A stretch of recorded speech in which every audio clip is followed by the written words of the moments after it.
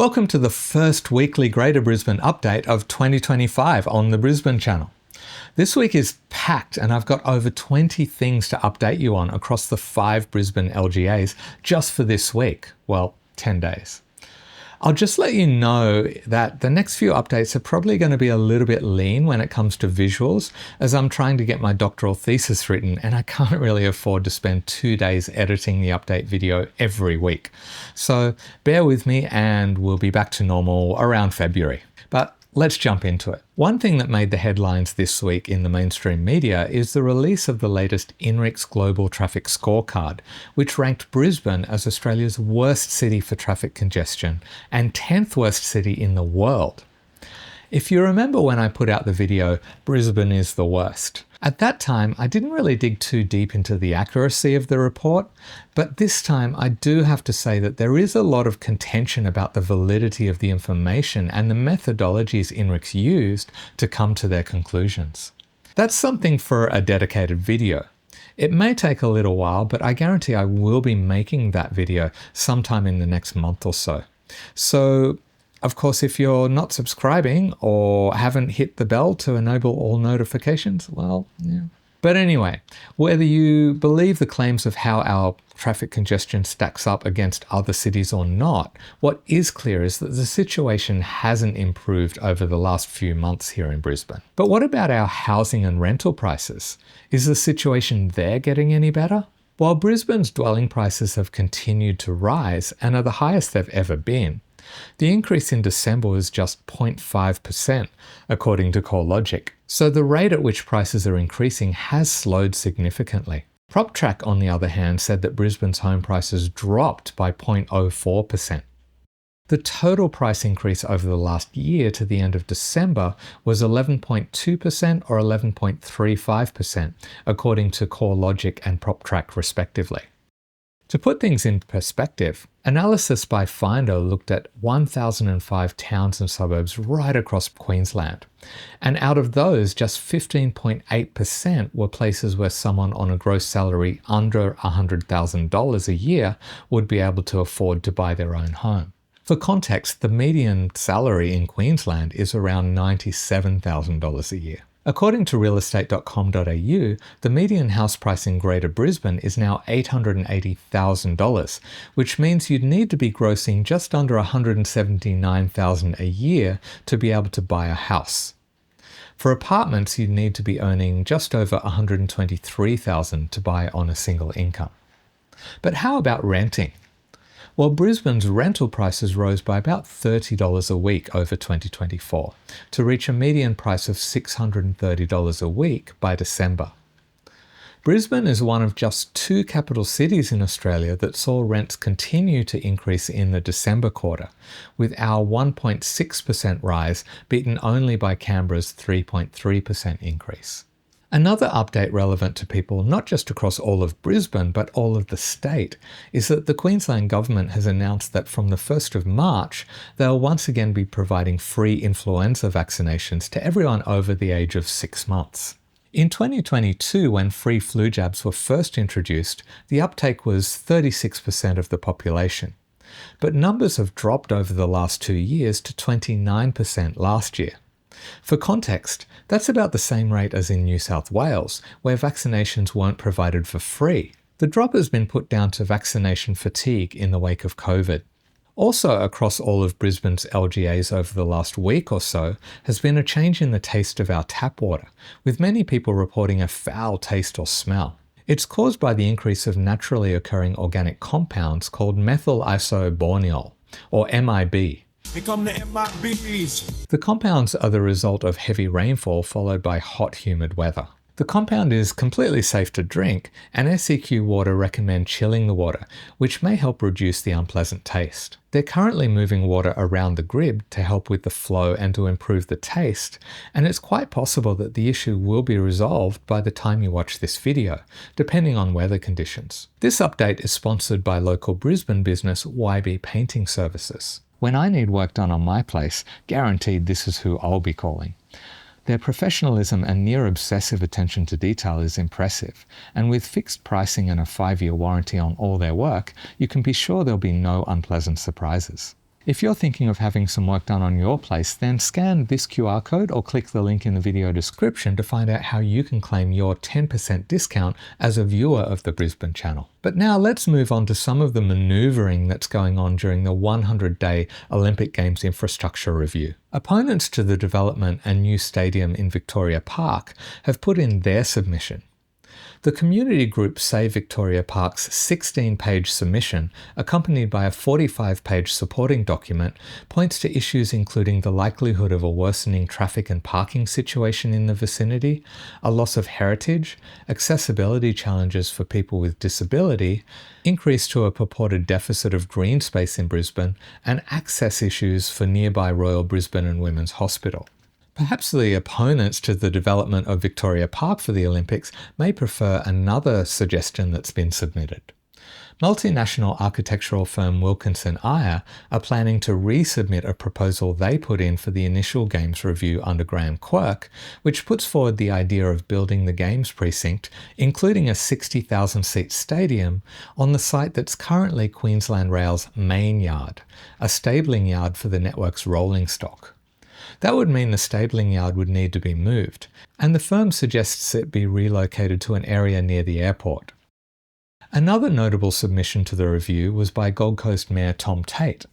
Not only does he want the swimming to be held on the Gold Coast, but the proposed rowing events be moved from Lake Wyaralong to Hinds Dam, and even suggested a new stadium be built on the site of Doomben Racecourse in Brisbane. For the swimming, Mayor Tate said his plan would bring massive savings, as adding a fabric roof to their aquatic centre and seating for 10,000 people was estimated to cost about $150 million.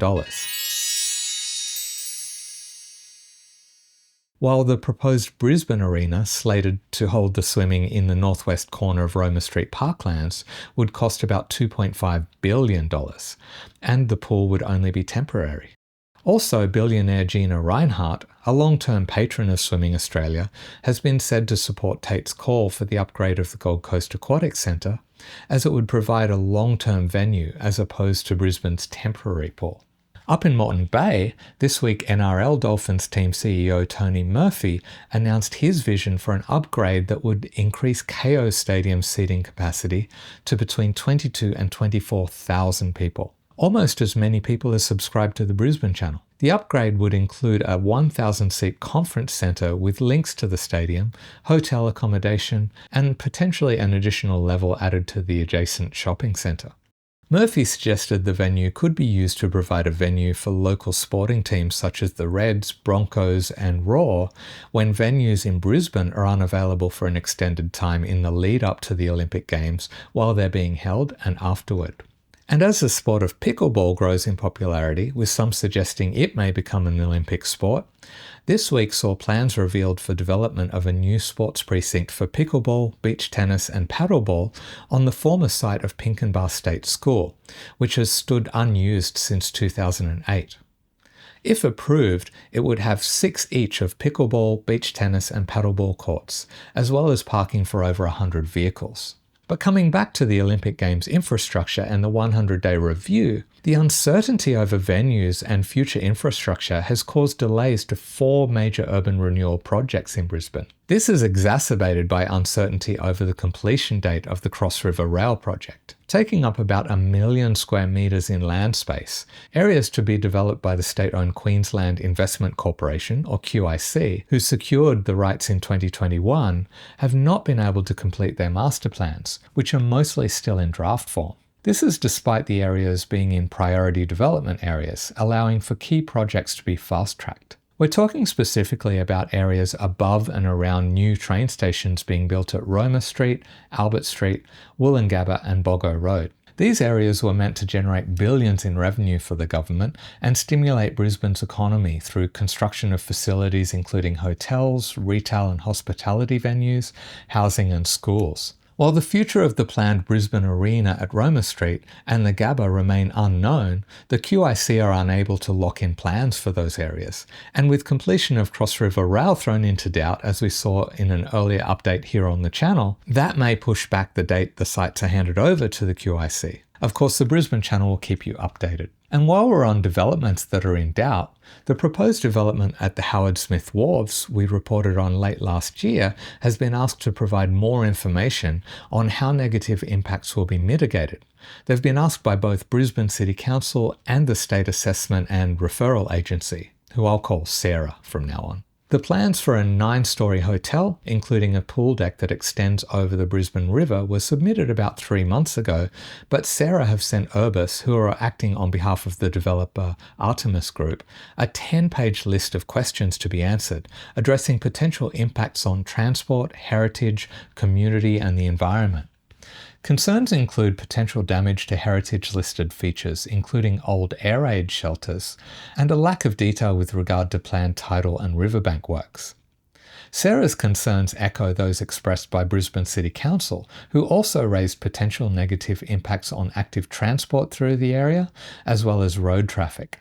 The developers have been given until mid-March to address both Sarah and Brisbane City Council's concerns. Longtime Brisbane residents may remember when Chinatown in Fortitude Valley looked like a Chinatown, with traditional pavilions gracing the mall.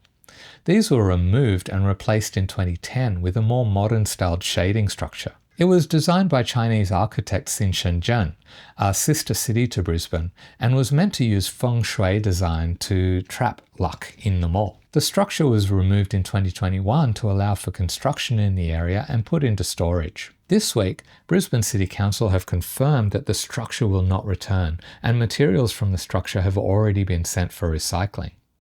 As the Brisbane Chinese Community Hub has already moved to Sunnybank, the gates at the entrance to the Chinatown Mall are really the only trace of the area's Chinese heritage, apart from a handful of Chinese restaurants and supermarkets.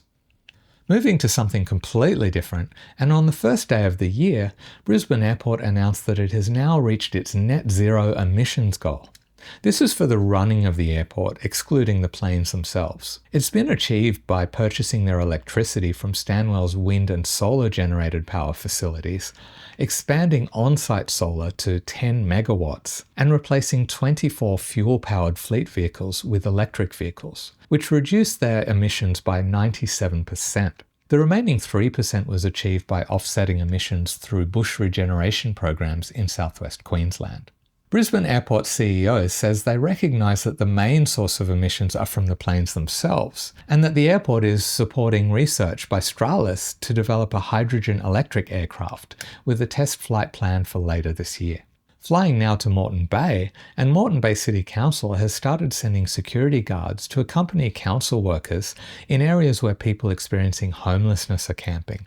As complaints have doubled in the last year around violence and aggression toward members of the public and council workers in these areas, the council has both implemented the new security protocol as well as requiring its staff to maintain a 50-metre distance from people experiencing homelessness in the areas at all times. One thing that may have a positive impact on the situation in Moreton Bay is the establishment of a new youth foyer, which was announced this week by the state government. A youth foyer is a facility that offers people aged 16 to 25 at risk of or experiencing homelessness a safe and stable place to stay with wraparound support while they complete their education, get into the workforce and find their own place to call home. Foyer residents pay 25% of their income and spend an average of 18 months in the supportive housing environment. The Moreton Bay Youth Foyer is one of 8 to be delivered across Queensland this year, building on the 3 existing facilities, including one in Logan. But it's not just people at risk of not having secure accommodation in Moreton Bay.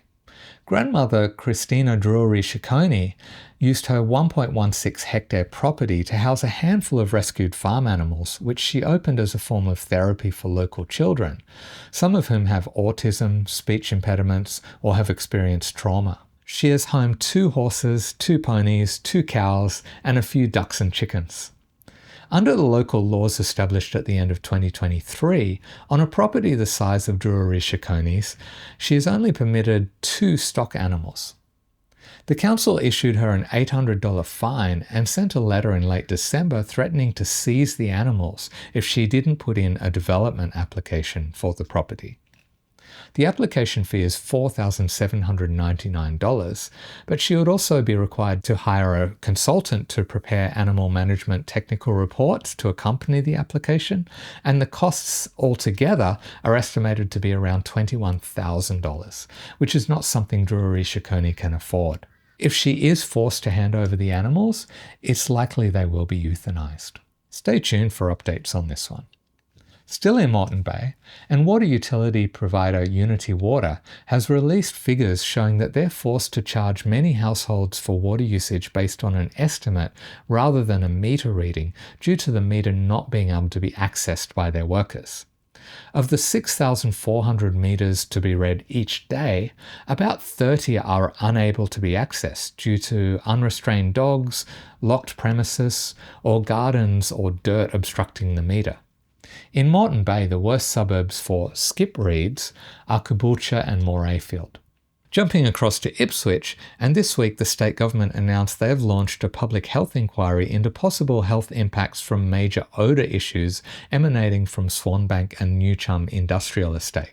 In November of last year, waste operator Cleanway was issued with a fine of over $600,000 for 7 offences in 2022 relating to the odour produced, including pumping contaminated water around the site and using it for dust suppression. The 6-month inquiry, chaired by former Chief Health Officer Dr. John Gerard, will include public consultation with residents to document their experiences and the impact the odour issues are having on their lives. Expect to see an update on the findings here on the Brisbane Channel in mid-2025. Staying in Ipswich, and the hunt is on for a person who holds the winning ticket from the Gold Lotto draw on the 4th of January. The winner was one of 14 Division 1 winners, each taking home $2.1 million. I had to laugh at the report by local radio station River 949, which mentioned the winner, who's believed to be either a local or a visitor. Is there any other possibility? Anyway, let's now head over to Redland City, where a trial of container exchange points in Cleveland has now been extended to 4 new suburbs: Mount Cotton, Victoria Point, Capalaba, and Wellington Point. The exchange points allow people to leave recyclable containers in a dedicated bin where they can be collected by others to be taken to a Containers for Change facility to claim the 10-cent reward for each container. The difference with the Redland exchange points is that they're quite limited, with slots for just 6 containers each. One thing that I'm surprised hasn't really made the major mainstream news is that workers at the Port of Brisbane are in the middle of a strike that started on the 8th of January and will continue until the 14th. This essentially halts all imports and exports through the port. The strike is part of a push for improved wages and work conditions. There have already been impacts felt, with a large shipment from Qatar of urea, a key fertiliser imported to Australia, unable to be unloaded from the ship. Other shipments are also starting to queue up offshore, including those carrying electric vehicles. This may be a concern for people wanting to buy an EV and take advantage of a tax perk that expires on the 1st of April this year. Moving on, and there have been incidents of cars careering into buildings in Greater Brisbane in the first week of the year, both of which could have been much worse if not for very fortunate timing. One was in the Moreton Bay suburb of Dakabin, where a hoon lost control of his car and crashed into the bedroom of a home. Thankfully, the family was away on holiday, so there were no casualties. The other was in the Brisbane suburb of Toowong, where 2 cars collided at an intersection, with one crashing into a local cafe. This is a rare case where the fact that the cafe closed ridiculously early was a good thing. The incident occurred at about 4 p.m. on a Wednesday. The cafe closes at 1:30 p.m. on weekdays, so there were no patrons or staff on the premises. Things could have been a lot worse otherwise. Brisbane has a lot of events on this month. Of course, there's no time to go through the 400 plus events the Brisbane Channel has collated, but if you're a member of the channel, you get access to the full list, which also includes upcoming events right through to next year that you may want to secure tickets to in advance. Becoming a member, you get access to a range of perks, and you also support me in producing content, including these weekly updates. But you can also just say thanks by buying me a coffee. There's a link to that in the video description as well. Do let me know what kind of videos you'd like to see more or less of on the channel, and I'll see you in the next one.